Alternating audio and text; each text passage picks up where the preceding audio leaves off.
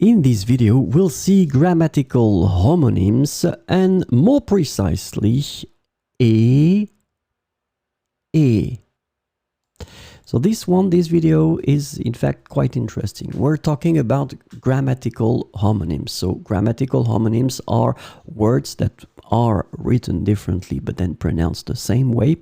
And for this one, it's quite interesting because, well, in most of the cases, people will pronounce, for this one, it's not a problem. It will be pronounced e, and it means and.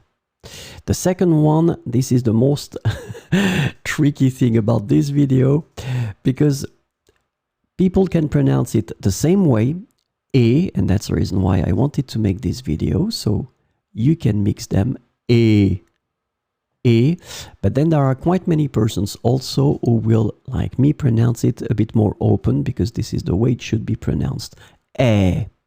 So for the purpose of this video, we will consider that these are grammatical homonyms because many people will pronounce them the same way. E.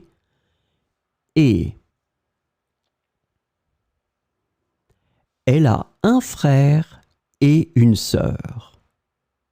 Elle a un frère et une sœur.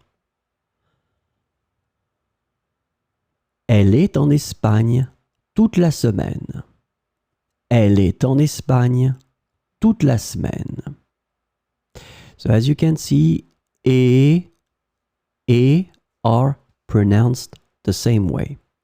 But let's agree on the fact that in some cases, depending on the regions and depending on the way people want to pronounce it, it can be this one, the verb être, can be opened a bit more like est. Elle est en Espagne toute la semaine. But in this video, we'll consider that many people pronounce them the same way. So, elle a un frère et une sœur. Elle est en Espagne toute la semaine.